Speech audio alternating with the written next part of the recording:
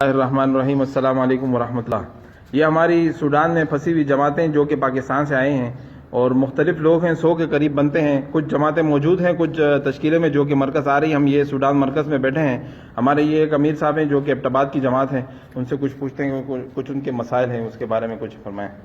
السلام علیکم۔ ہماری تعلق ضلع ایبٹ آباد سے ہے، نتھیا گلی سے، اور ہم 10 لوگوں کی ہماری جماعت ہے، اور ہمارے ساتھ جو ہماری تشکیل کا وقت جو ہے نا وہ ختم ہو چکا ہے، اور ہم 15 دن سے جو ہے نا یہاں پہ بیٹھے ہوئے ہیں۔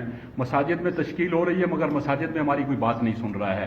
لوگ ہم سے جو ہے نا دور بھاگ رہے ہیں کہ یہ پاکستان کے جو لوگ ہیں ان کے ساتھ وائرس ہے، اور مراکز کے اندر بھی جو ہے نا یہی ترتیب ہے کہ یہاں پہ ہمیں چھوڑا نہیں جا رہا ہے، کہ کیونکہ یہاں پہ گیدرنگ نہیں مان رہے ہیں، اور ہمارے ساتھ جو ہے نا جو ساتھی ہیں کچھ لوگوں کے پاس جو ہے نا زیادہ راہ جو ہے نا وہ ختم ہو چکا ہے، اور دوائی کے لیے بھی پیسے لوگوں کے پاس نہیں رہے ہیں۔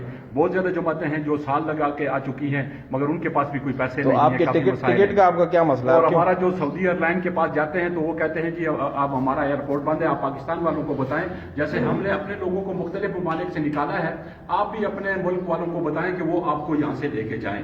تو ہمارے ساتھ جو ہے نا خصوصی طور پہ جو ہے نا مہربانی والا معاملہ کیا جائے۔ ہم خصوصاً پاکستانی حکومت سے جو ہے نا خصوصاً عمران خان صاحب سے جو ہے نا خصوصی گزارش کر رہے ہیں کہ ہمارے ساتھ جو ہے نا خصوصی مہربانی کی جائے، اور خصوصی کسی طیارے کے ذریعے ہمیں جو ہے نا پاکستان میں پہنچایا جائے۔